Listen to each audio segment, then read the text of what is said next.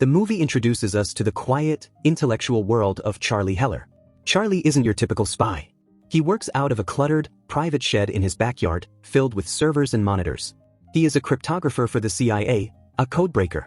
He is the guy who finds the needles in the haystacks of global data. His wife Sarah kisses him goodbye one morning as she heads to London for a conference. She's excited about the trip. It's the last time he sees her alive. At CIA headquarters, Charlie has a reputation as a genius behind a desk. He's the guy who solves impossible codes, the analyst who never sees the field. He shares a special bond with a field agent nicknamed the Bear, a tough operative who owes Charlie his life after Charlie's code-breaking skills saved him from a mission gone wrong. Charlie also maintains a secret correspondence with an anonymous informant he calls Inqualine. They play an ongoing game where Charlie tries to guess their location based on tiny clues in their encrypted messages. It's become a friendly challenge between them. One day, Charlie receives classified files from Inqualine that reveal something explosive. CIA Director Frank Moore and Deputy Director Caleb Horowitz have been ordering unsanctioned drone strikes in the Middle East, then falsifying reports to make them look like suicide bombings. These are war crimes disguised as legitimate operations. Charlie now holds evidence that could destroy both men. But before Charlie can decide what to do with this information, Director O'Brien and Moore call him into the office. Their faces are grim. They sit him down and tell him there's been an incident in London. A hostage situation.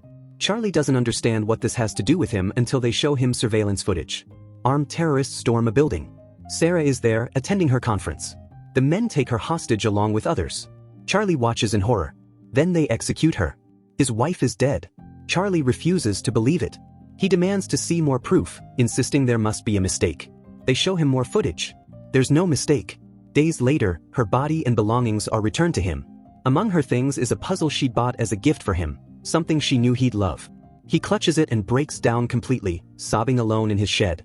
Charlie storms back to CIA headquarters and demands that Moore and Caleb mobilize resources to hunt down Sarah's killers. He wants justice. He wants revenge. But they brush him off, telling him this isn't something they can resolve the way he wants. These things are complicated. International incidents require diplomacy, not vengeance. Charlie can't accept this answer. So he uses his skills to investigate himself. He hacks into classified databases and combs through surveillance footage frame by frame. He identifies all 4 terrorists involved in the attack: Mishka Blazik, Elish, Gretchen Frank, and the leader who personally shot Sarah, Horst Schiller. As Charlie watches the footage repeatedly, he discovers something that makes Sarah's death even more devastating. She wasn't the original target. Another woman was. Sarah stepped in to defend her and was taken hostage in her place. She died being heroic, protecting a stranger. Charlie walks into Director Moore's office with an ultimatum. He demands they train him as a field agent so he can personally hunt down and kill these 4 terrorists. Moore and Deputy Director Caleb actually laugh at him. The idea of a data analyst, a cryptographer who's never fired a gun in the field, becoming an assassin is absurd to them. But Charlie isn't joking. His face is cold, determined. He threatens to expose their illegal drone strike operations, claiming he has a dead man's switch setup. If he doesn't check in every 5 hours, the evidence automatically gets sent to major news outlets. Moore and Caleb will be exposed, prosecuted, and imprisoned. The threat works. They can't risk it. Moore and Caleb agree to send Charlie to training at Camp Ready, a CIA facility. But the moment he leaves, they begin planning his assassination. They just need to find that dead man's switch first. Charlie arrives at Camp Ready, where Colonel Robert Henderson, everyone calls him Hendo, runs the intense training program. Henderson is a hardened veteran who's seen everything. Charlie struggles immediately. He's terrible at hand-to-hand combat, getting beaten up repeatedly during sparring sessions. He can barely handle firearms properly, his shots wildly inaccurate. The physical training is brutal, and Charlie is clearly out of his depth. But when they reach the explosives module, everything changes. Charlie demonstrates an intuitive understanding of bomb-making that impresses even the instructors. He can calculate blast radiuses, construct detonators, and rig devices with precision. It's the first thing he's been good at. When training ends, Henderson delivers his professional assessment to Moore and Caleb. Charlie Heller doesn't have what it takes to kill anyone. He lacks the killer instinct. He's too hesitant, too analytical. He'll get himself killed in the field. Meanwhile, Moore and Caleb have their people tearing Charlie's life apart searching for the dead man's switch. They search his home, his shed, his computer systems, his bank records, everything. After an exhaustive search, they finally realize the truth. Charlie was bluffing. There is no dead man's switch. There never was. It was a desperate lie from a grieving husband. Furious at being manipulated, Moore and Caleb immediately order Henderson to eliminate Charlie. But when Henderson arrives at the camp to carry out the execution, Charlie's room is empty. He's already gone, having slipped away in the night. Charlie surfaces in Paris, beginning his hunt. Through his intelligence resources, he tracks Gretchen Frank to an apartment in a quiet neighborhood. He picks the lock with surprising skill. Turns out all those years solving puzzles taught him about mechanisms. Inside her apartment, he searches through her belongings and finds medical records indicating she has severe allergies and regularly visits a specific clinic for treatment. He hears voices and footsteps. Gretchen and her partner are returning home early. Charlie barely manages to hide and slip out a window before they enter. Gretchen appears in her window. Charlie looks through the scope, centers the crosshairs on her head. His finger rests on the trigger. All he has to do is squeeze. But sweat drips down his face. His hand trembles. He can't do it. Henderson was right. He doesn't have it in him to kill in cold blood. Not like this. So Charlie comes up with a different plan. He steals a doctor's coat and ID badge, then sneaks into the allergy clinic where Gretchen is receiving treatment in a specialized isolation chamber, a sealed glass room that controls air quality for severe allergy patients. Charlie enters the treatment room and locks the door behind him. Gretchen is inside the chamber, relaxed and unaware.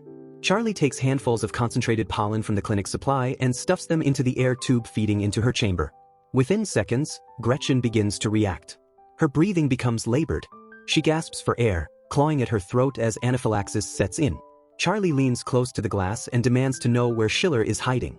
Gretchen can barely speak, her face turning red, then purple. She appears to be losing consciousness, her body going limp. Panicked that she might die before talking, Charlie releases the chamber lock and opens it. The moment the seal breaks, Gretchen's eyes snap open. She was faking.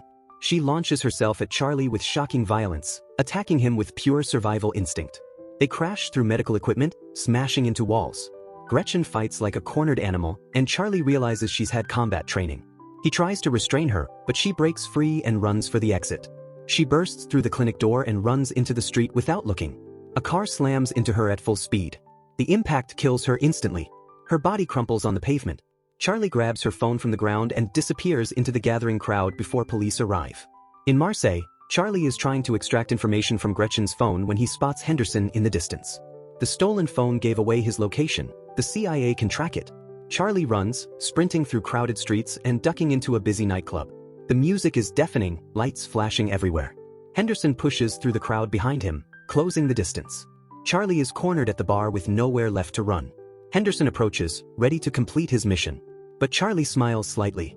He's already planted a small explosive device in the club's bathroom. The blast tears through the building, creating chaos and confusion. In the smoke and panic, Charlie slips away once again. Desperate and running out of leads, Charlie finally contacts Inquiline directly and asks to meet in person. She agrees and tells him to come to Istanbul. When Charlie arrives at the address, he's surprised to find Inquiline is a woman named Davies. She's the widow of a KGB officer who was murdered, and she's been feeding intelligence to Charlie as part of her own quest for justice against corrupt agencies. She understands his pain completely. Working together from her safe house, they combine their skills. Davies has access to international intelligence networks, while Charlie provides his analytical genius. They track Mishka Blazik to a luxury hotel in Madrid. Through surveillance, they learn his routine. He pays the hotel staff substantial bribes to clear the entire rooftop pool area so he can swim alone every afternoon. He's paranoid about security but has this one predictable habit. During their time together in Istanbul, Davies and Charlie form a bond over shared grief. Late one night, she asks him something vulnerable. Can she sleep next to him? Not for anything romantic or sexual. She just wants to feel another person beside her again. Since her husband's death, she's been completely alone, and the loneliness is crushing. Charlie understands. He agrees. They lie next to each other in the darkness, two broken people finding a moment of comfort. Charlie travels to Madrid and infiltrates the luxury hotel. He arrives at the rooftop pool during Blazik's scheduled swim time. The entire area is deserted, just as expected. Blazik floats in the water, relaxed. Charlie emerges from hiding and reveals himself. Blazik tenses, recognizing the danger immediately. Charlie explains calmly that he's rigged the pool with a decompression device attached to the glass floor beneath the water. The pool is 16 stories above the street. If Charlie activates the device, the pressure will cause the glass to crack and eventually shatter completely. Blazik tries to stay calm. He tells Charlie that Schiller has disappeared, that he doesn't know where he is, that killing him won't bring Sarah back. Charlie doesn't care. He's past that point. Blazik tries to swim to the edge of the pool, thinking he can escape. Charlie presses the button. Deep beneath the water, the device begins working. Hairline cracks start appearing in the glass. They spread slowly at first, then faster. Blazek realizes what's happening and swims frantically toward the edge. But he's too late. The glass explodes in a massive rupture, and thousands of gallons of water pour through the opening in a spectacular waterfall. Blazek plunges 16 stories down, screaming, before hitting the street below.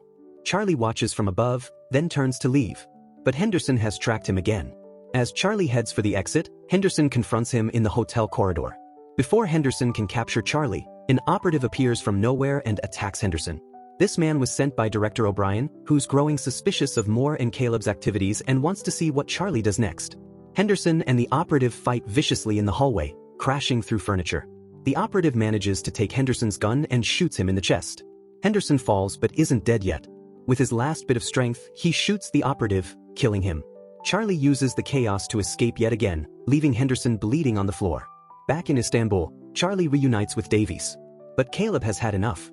He authorizes a full strike team to take them both out. Davies' contacts alert her that armed operatives are closing in on their location. She and Charlie grab what they can and run to her car. They speed through Istanbul's winding streets, trying to lose the pursuers. But the shooters are professionals. They catch up, and bullets shred through the vehicle. One finds its target. Davies is hit in the chest, blood spreading across her shirt. She gasps, trying to speak, but can't. Charlie keeps driving, tears streaming down his face, screaming in anguish as he watches another friend die beside him. He finally loses the pursuers and pulls over. Davies is gone. He's alone again. Charlie tracks Elish to Romania by setting up an elaborate deception. He poses as a black market arms dealer looking to purchase weapons. Elish agrees to meet, thinking this is a legitimate transaction. They meet in an abandoned warehouse. Charlie presents a metal case, claiming it contains payment. He convinces Elish to open it himself to verify the money. The moment Elish lifts the lid, a mechanism clicks. Charlie explains that the case now contains an active bomb with a pressure trigger. If Elish moves away from it, if the pressure changes, it will detonate instantly. Elish freezes, terrified, hands still on the case. Charlie interrogates him calmly. Where is Schiller? Elish resists at first, but Charlie is patient. He has all the time in the world. Elish finally breaks and reveals that Schiller has fled Europe entirely and is hiding on a boat in the Baltic Sea, constantly moving between international waters. He also gives Charlie the names of Schiller's known associates and contacts, everything Charlie needs to find him. Charlie thanks him and promises to deactivate the bomb. He walks away, heading for the exit. Elish calls after him desperately, reminding him of his promise. Charlie keeps walking. The bomb explodes, obliterating the warehouse and Elish with it. The CIA intensifies their manhunt for Charlie, deploying facial recognition software at airports and borders across Europe. But Charlie is still a genius cryptographer. He hacks their systems and feeds false positives into their database, making the software report sightings of him in countries he's nowhere near. The CIA wastes resources chasing ghosts while Charlie moves freely. In Primorsk, a port town near the Baltic Sea, Charlie is conducting surveillance on Schiller's shipping operation when the bear finds him. The field agent looks concerned, almost sad. He tells Charlie that the entire agency is hunting him now and that this can't end well. The bear offers to help Charlie escape, to get him out of Europe before Moore and Caleb's people kill him. But Charlie refuses. He's too close now. He's lost Sarah, Davies, and given up everything. He's not stopping until Schiller is captured or dead. Schiller's security team spots Charlie snooping around the shipyard where they operate. They capture him quickly and efficiently. Charlie doesn't resist. Getting captured was part of his plan. They bring him onto Schiller's boat, a luxury vessel anchored in the Baltic. Charlie is brought to the main cabin, and finally, he comes face to face with Horst Schiller, the man who murdered his wife. Schiller is calm, almost philosophical. He doesn't deny what he did. He explains that the hostage situation wasn't supposed to end in death. They needed hostages to negotiate safe passage, that's all. But the British police blocked every exit. They were trapped. To prove they were serious, they had to kill someone. It was Sarah's bad luck she was there. He seems almost regretful but not apologetic. One of Schiller's men hands Charlie a pistol. Schiller sits back calmly and tells Charlie to go ahead and shoot him. Get his revenge. But Charlie doesn't pull the trigger. Instead, he reveals his real plan with a slight smile. He kept Schiller talking long enough for the boat to drift from international waters into Finnish territory. While Schiller was giving his speech, Charlie wasn't interested in pulling the trigger. He was monitoring their GPS coordinates on a hidden device. Suddenly, Finnish Coast Guard and police units storm the boat from multiple directions. Schiller and his men are overwhelmed immediately. They're arrested, handcuffed, and taken into custody. Schiller realizes he's been completely outplayed by the grieving analyst he underestimated. Charlie had sent an anonymous tip to Finnish authorities with Schiller's location and crimes before he was even captured.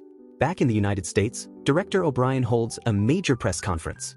The documents exposing Director Moore and Deputy Director Caleb Horowitz's illegal drone strike operations are released to the media simultaneously. The evidence is overwhelming, everything Charlie received from Inqualine now made public. Both men are arrested on camera, led away in handcuffs as reporters shout questions. Later, Colonel Henderson finds Charlie. Henderson survived his gunshot wound and has recovered.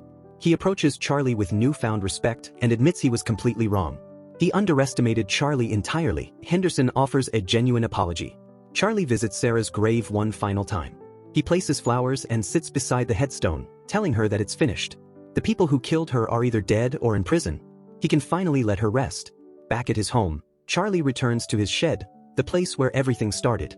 He finds a small model airplane that Sarah had given him as a gift before her trip to London. It's been sitting there, unfinished. Charlie carefully repairs it, fixing the wings and propeller with the same precision he once used to crack codes. He takes it outside into the sunlight. The plane is simple but beautiful. He winds it up and releases it. The plane soars into the blue sky, climbing higher and higher. Charlie watches it fly, a small smile on his face, the first genuine smile since Sarah died. For the first time, he can breathe again. If you enjoyed this recap, don't forget to hit that subscribe button and turn on notifications so you never miss our next movie breakdown.